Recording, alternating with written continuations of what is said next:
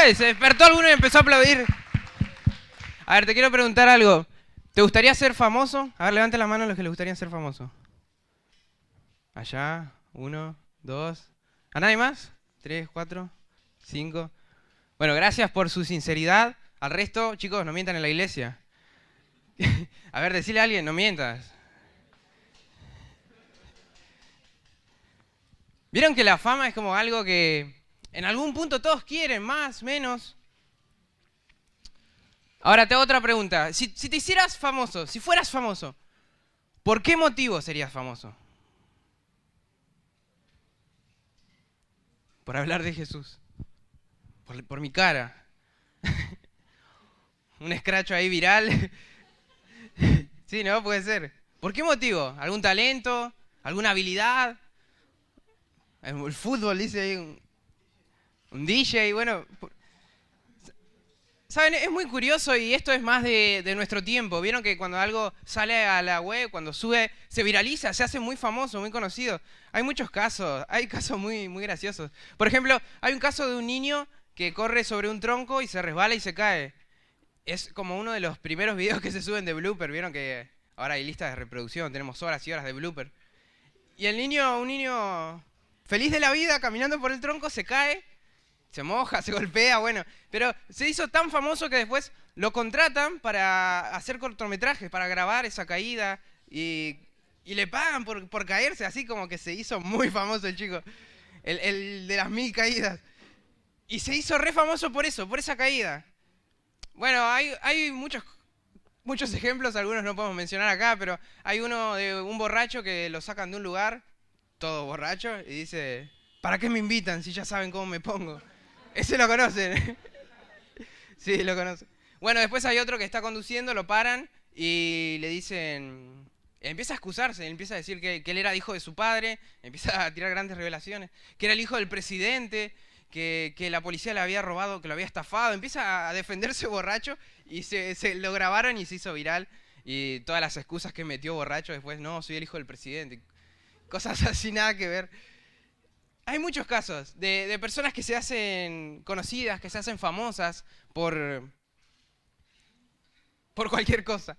Entonces yo me pregunto, si nosotros fuésemos famosos, si tuviésemos la posibilidad de ser famosos, ¿por qué motivo sería? ¿Saben? Jim Carrey, el actor muy conocido, dijo que le gustaría... Me señalan ahí uno. No, es parecido, no es él. Son tremendos. La versión latinoamericana. Entonces Jim Carrey dijo que le gustaría que... Ahí lo ubican, ¿no? Ahí lo ubicaron. Que le gustaría que todos puedan ser ricos y famosos para descubrir que ahí no está la respuesta. Que le gustaría que todos alcancen eso para que se den cuenta que no hay felicidad en eso. Vamos a Hechos 19. Hechos 19:13. Vamos a leer un pasaje.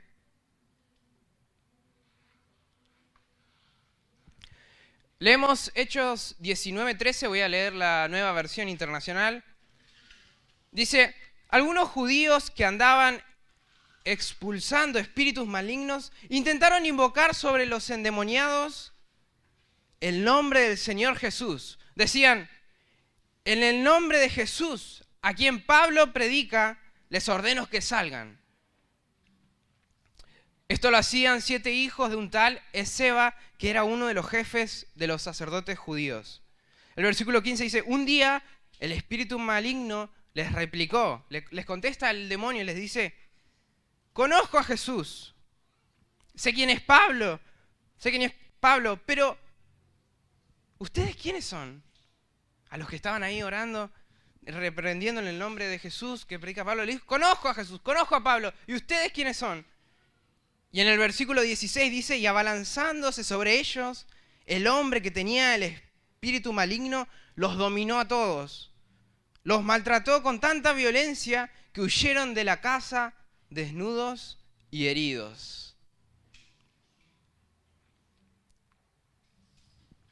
Entonces, estamos en el contexto de Hechos, en un momento donde Dios estaba usando a Pablo de manera grandemente, había un avivamiento, milagros, sanidades, señales, y algunos judíos vieron lo que hacía Pablo, vieron que, bueno, en el nombre de Jesús, y caía, así como ustedes pueden ver, no sé, al pastor orando, touch, fire of God. Y dice, lo voy a hacer yo, lo voy a copiar. Y entonces vieron que pasaba eso y dijeron, bueno, es la fórmula, vamos a usarla. Y empezaron a reprender en el nombre de Jesús que predica Pablo. Y se encontraron con un endemoniado que les paró el carro, les paró el circo que venían haciendo, les dijo, bueno, a Jesús conozco, a Pablo también, pero ¿ustedes quiénes son? ¿Quiénes son ustedes que vienen a expulsarme? Y en el versículo 16, como en una película de acción, el demonio contra los 7 hijos del sacerdote dice que los maltrató. Y ustedes se imaginan, ¿no? Y dice que huyeron desnudos y heridos, o sea, los agarró, los revolvió. Se habla en las carpas de liberación de Anacondia que a veces entraron algunos pastores y les dieron un paseo gratis de la corbata. Cada cosa pasa ahí y uno tiene que estar bien preparado. Entonces, estas personas les pasó eso. Salieron huyendo, heridos, desnudos, porque los demonios conocían a Jesús, conocían a Pablo, pero no conocían a ellos. Así que de ahí la importancia y el nombre de esta prédica, que es famosos en el infierno. Decí conmigo, famosos en el infierno. Vamos a hablar de esto, de por qué es importante ser conocido en el infierno, por qué es importante ser famoso en el infierno. Capaz no te lo pusiste a pensar, seguramente dijiste, bueno, es importante que me conozcan en la tierra, que me conozcan en el cielo, pero ¿por qué es importante ser conocido en el infierno? Lo primero que sacamos es que no es una prioridad ser famosos en esta tierra. Para nosotros como cristianos no es una prioridad ser conocidos, ser famosos, alcanzar la fama, la prensa en esta tierra. Gálatas 1:10 dice, ¿qué busco con esto? ¿Ganarme la aprobación humana o la de Dios? ¿Piensan que procuro agradar a los demás? Si yo buscara agradar a otros, no sería siervo de Cristo. Pablo que nos dice, bueno, si yo quisiera agradar a los otros, no sé, me hago político, me hago algo, una estrella. No, pero yo busco agradar a Dios. Entonces, no busco, como en primera instancia, agradar al hombre. ¿Saben? Hay que entender bien esto, porque yo creo que es importante influenciar. Es importante influenciar para el reino de Dios. Es importante usar las redes sociales, extender el mensaje de Dios. Eso lo hacemos y es importante. Pero no es la prioridad número uno. Hay algunos que buscan la aprobación humana, que constantemente buscan ser aprobados por el hombre, que se desesperan, que, ay, viene el pastor, ay, pastor, ¿necesita algo? Ay, el apóstol, la persona de autoridad, líder. ¿Pero por qué? Porque quieren ellos ser promovidos, porque quieren ellos sacar una ventaja, sacar un provecho. Entonces, no les importa que Dios haya visto su pecado, no les importa que Satanás haya visto su pecado, les importa que los otros no vean su pecado, que no vean lo que hicieron. Ay, no.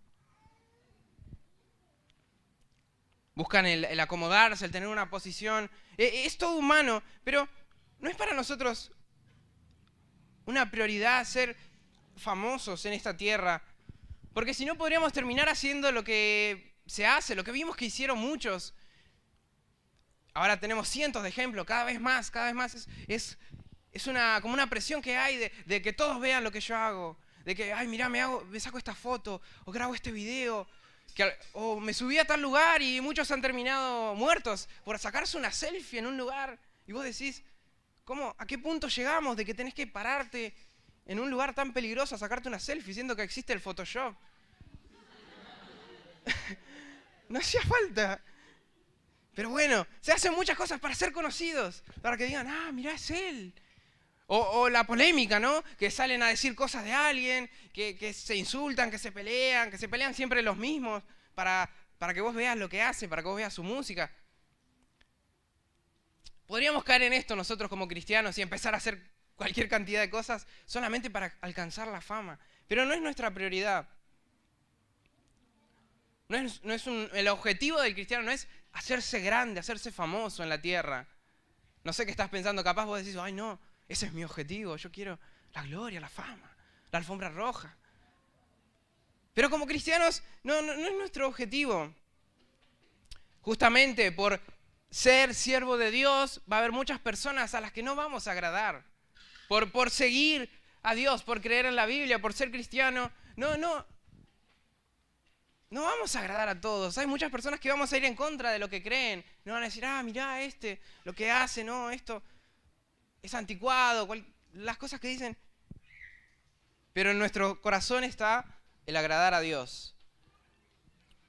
Seguimos con el segundo motivo de por qué es importante ser conocidos en el infierno. Es importante, porque es importante ser conocidos por Dios. No ser conocidos en esta tierra como una prioridad número uno, pero tenemos que ser conocidos por Dios. Conocer a Dios es importante, pero también es más importante ser conocidos por Él.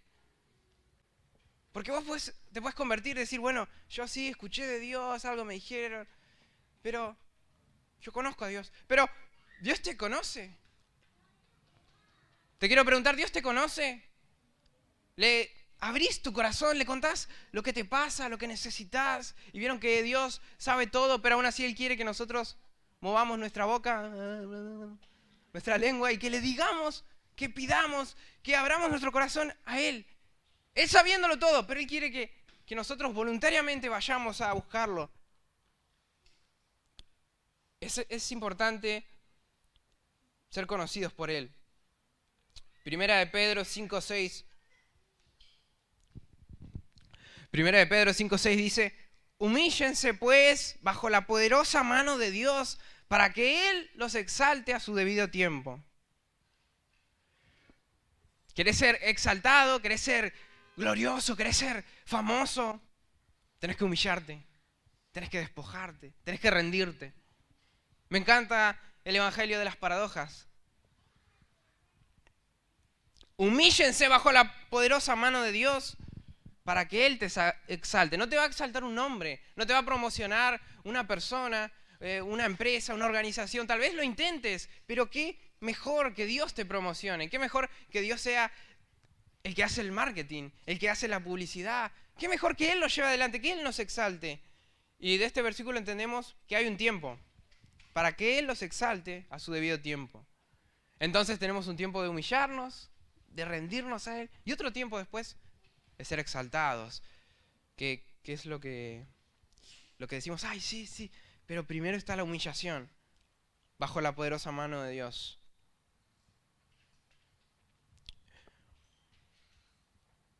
¿Saben? Porque como cristianos podemos hacer muchos logros, podemos tener un ministerio muy influyente, podemos alcanzar a muchas personas, pero podemos, con todo eso, ser desconocidos por Dios. Nos dice la Biblia que en el tiempo final, cuando muchos vayan a la presencia de Dios, le van a decir, Señor, Señor, en tu nombre sanamos a tantos. Mirá, las estadísticas, 100.000 enfermos. Otros dirán, Señor, en tu nombre echamos fuera demonios. Señor, en tu nombre predicamos el evangelio y estos se convirtieron. Eran famosos, eran conocidos, eran personas que tuvieron un impacto en esta tierra, que hasta es más, fueron usados por Dios, que tenían dones, carismas, talentos, que Dios fluyó a través de ellos para hacer estas cosas. Y le dicen, en tu nombre lo hicimos. Y el Señor le va a responder, no los conozco. Todo lo que hicieron, todas las obras grandes que alcanzaron, todos los logros, el éxito, ¿de qué les sirve? ¿De qué nos sirve hacer grandes cosas? ¿De qué nos sirve jactarnos de esto, de lo otro, si después nos vamos a encontrar con el Señor y Él nos va a decir, no te conozco?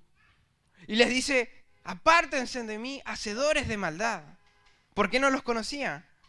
Porque hacían maldad, más allá de que de palabras predicaban, más allá de que Dios fluía a través de ellos, porque Dios es fiel a su palabra. Lo que Él dice se cumple, más allá de quien lo diga. La peor persona puede decir, Jesús te ama y va a seguir siendo una verdad.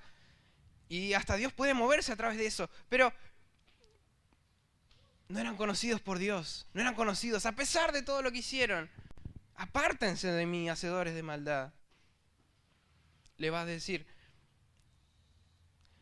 Y eso nos lleva al tercer punto, que es a donde quería llegar, el que dice que en el infierno se conoce a los santos.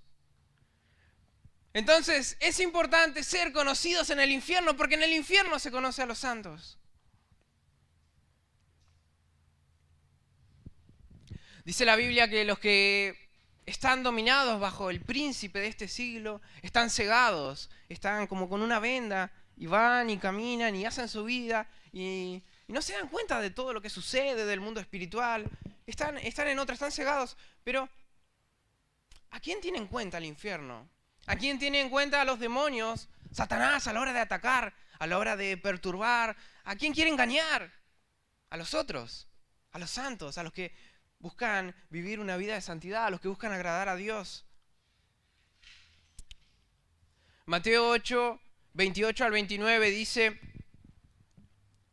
cuando llegó Jesús al otro lado, a la región de los Gadarenos, 2 endemoniados le salieron al encuentro de entre los sepulcros. Eran tan violentos que nadie se atrevía a pasar por aquel camino. Es decir, nadie pasaba por donde Jesús iba a ir, porque eran muy violentos estos endemoniados. De pronto le gritaron: ¿por qué te entrometes, hijo de Dios? ¿Has venido aquí a atormentarnos antes del tiempo señalado? Bueno, y después Jesús les ordena que vayan a un hato de cerdos y toda la historia que ustedes conocen. Pero miren esto, ¿qué hizo Jesús para que los endemoniados se atemoricen? ¿Qué hizo? ¿Qué dice la Biblia que hizo? Que él simplemente estaba yendo por un lugar. Él estaba pasando por ahí. Ni siquiera se puso a reprender, ni siquiera se puso a decir algo. Él estaba de camino por ese lugar y salieron los demonios. Salieron los demonios que lo conocían a Jesús. Que dijeron: bueno, hay tantas personas, pero mirá, ahí está Jesús. No conocían capaz a los que estaban con él, a los discípulos, a Pedro, a Juana. No conocían a la multitud. Entre todos ellos vieron que estaba Jesús, que estaba el Hijo de Dios ahí, y corrieron y dijeron: ¿por qué me atormentan? Seguramente habrán sentido, ¿no?, la santidad, el poder, la presencia de Dios. Y bueno, fueron liberados. Pero miren esto, cómo Jesús era conocido en el infierno. Muchos fariseos, muchos saduceos lo rechazaban. Tal vez algunas personas lo miraban con cierta duda a Jesús. Decían: pero esto hace milagros, no sé, no estoy seguro. Pero los demonios temblaron y fueron, se postraron y tuvieron que obedecer y salir del cuerpo. Porque lo conocían, porque sabían que Él era el Hijo de Dios, que había autoridad, que había respaldo, que había poder en su vida.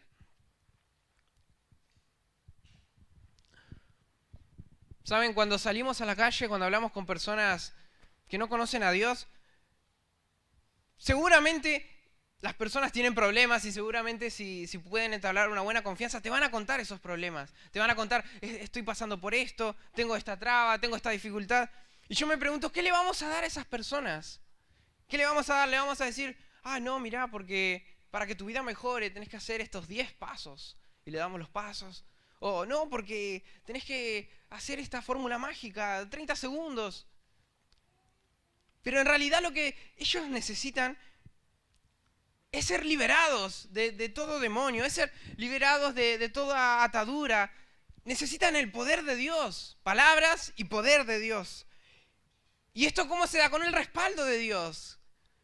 Entonces vienen las personas y si hay un demonio, si hay una dificultad, si hay algo, nosotros tenemos que ser conocidos en el infierno. Tenemos que tener la autoridad suficiente para poder decirle: mirá, esto que te está pasando es porque estás en pecado, tenés que arrepentirte, y yo voy a orar y vas a ser sano, y yo voy a orar y vas a ser libre.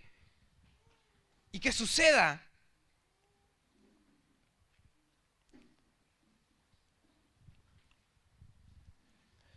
Tenemos el caso de Job. Pensemos en Job, pensemos en Satanás, que iba delante de la presencia de Dios y le dijo que venía de recorrer la tierra. ¿Cuántas personas habrá en la tierra, no? Miles, millones.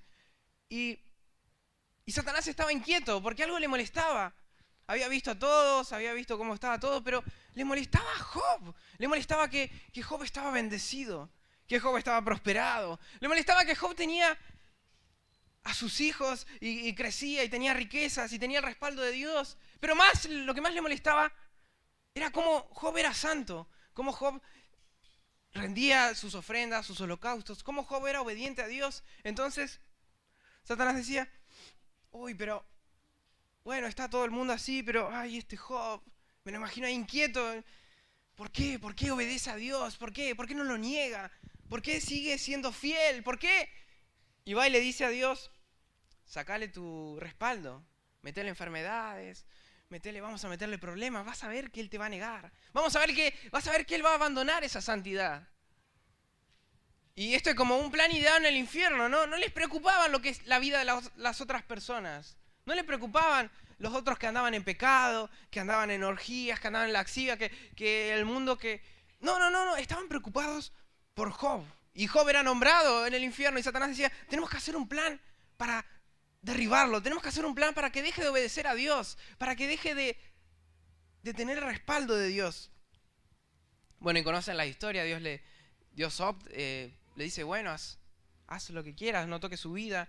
Y vienen enfermedades, vienen matanza, muerte para sus hijos, vienen problemas, pobreza, todo junto, un combo ahí para Job, para probar justamente esto, su obediencia, su santidad. No le molestaban a otras personas, les molestaba a Job. ¿Y por qué él era fiel a Dios? ¿Por qué él permanecía siendo fiel? Satanás no lo podía entender porque él creía que de Dios uno solamente sacaba beneficios y él quiso sacar el trono de Dios. Entonces le dijo, quítale los beneficios a ver qué pasa. Quítale todas tus bendiciones, tu protección. Y Job aún así permaneció siendo fiel. ¿Saben? No se trata de unas frases, de palabras mágicas. Yo tuve la oportunidad de asistir a un curso que daba el ministerio del pastor Carlos Anacondia. Y te enseñan como todo un orden de lo que uno tiene que decir en el nombre de Jesús. Como para uno reprender al demonio, hay como un procedimiento. Pero lo primero que nos dijeron, ni bien llegamos, nos dijeron, bueno, como saben, Dios lo ve todo y Satanás también. Y los demonios también. Entonces, no se vayan a meter a una carpa, no se vayan a reprender a alguien si tu vida no está ordenada, si hay pecado, si hay cosas por solucionar. No vayan a hacer eso. Y nos contaban ahí que lo arrastraron de la corbata, que pasó de todo. Por muchos que intentaron engañar, ¿no? Que a las tinieblas, digamos, que su vida no respaldaba, que no podían decir en el nombre de Jesús. Si sus obras eran malas, capaz si Jesús estaba ahí, no te conozco, hacedor de maldad. Y los demonios también lo hubiesen dicho. A Jesús conocemos, a Pablo, a Anacondia. ¿Y vos? ¿Y vos qué haces acá? Si tu vida no coincide con lo que estás predicando. Si tu vida no coincide con la Biblia. Si tu vida no coincide con el Maestro.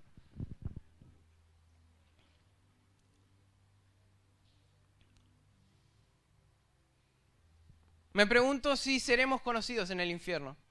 Si ahora, en este momento, seremos conocidos. Me pregunto si tal vez estamos en alguna lista de ataque. Si tal vez dicen, bueno, este tiene un propósito, este tiene un llamado de Dios, hay que frustrarlo, hay que frenarlo. Si dirán de nosotros, eres obediente como Job, Dios lo protege, lo prospera, está creciendo, a Él hay que ir por Él. O me pregunto si por el contrario, ni nos tienen en cuenta. Es decir, no dicen, sí, el chismoso sí, el mentiroso, el estafador ¿Para qué preocuparnos? Ya está con nosotros. ¿Para qué problemas nos vamos a hacer? Acá está. ¿No? Y nos abraza ahí. Qué feo, ¿no? Y dice, ya es nuestro. No importa. El tema es ir a los otros, a los que obedecen a Dios. A los que Dios tiene un propósito, a los que Dios quiere hacer algo con ellos. En el infierno se conoce a los santos, como dije, y eso lo podemos ver en Efesios 6. En Efesios 6 nos dice, ármense, pónganse toda la armadura para estar listos para hacer frente a las acechanzas, los dardos, las pruebas que enviará el maligno. ¿Y cuál es la armadura sino la santidad? Para resumirla, porque nos habla de la verdad, de la paz, de la salvación, de la fe, de la palabra. Una persona que no, en su vida no hay santidad, no puede ponerse esa armadura, no puede portarla, no puede salir a la batalla. No puede entrar a lo que es guerra espiritual, que algo entendemos y muchos tal vez tienen como dicen, wow, me gustaría estar, me gustaría hacer esto. Pero la santidad es la clave para hacer frente a las acechanzas, a los ataques, a los dardos del enemigo. Entonces, ¿qué le faltó a estos discípulos? Que dijeron, viene el orden, capaz dijeron en el nombre de Jesús, ve fuera, tal. ¿Qué le faltó? ¿Por qué el demonio no los conoció? ¿Por qué? Porque en su vida no había santidad, porque en su vida no coincidía con lo que dice la palabra, porque Dios no los conocía, no eran ellos conocidos delante de Dios. Dice la Biblia que Job todo día y noche daba holocaustos, sacrificios, ofrendas por él, por sus hijos, por el pecado no conocido. Después también el pastor que estuvo predicando el domingo, Cornelio, que era conocido por sus limosnas, por sus oraciones.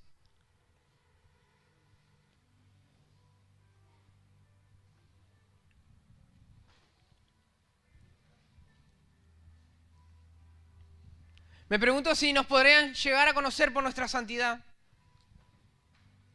Si pudimos llegar al nivel en que, mirá, Él es santo. Mirá, entre ese ambiente de mentirosos, de estafadores, de gente mala, hay uno que no es así. Hay uno que dice que es cristiano. Mirá, entre ese grupo de gente, todos hacen esto, todos hablan de esta forma, pero hay uno que no. Hay uno que va por otro lado.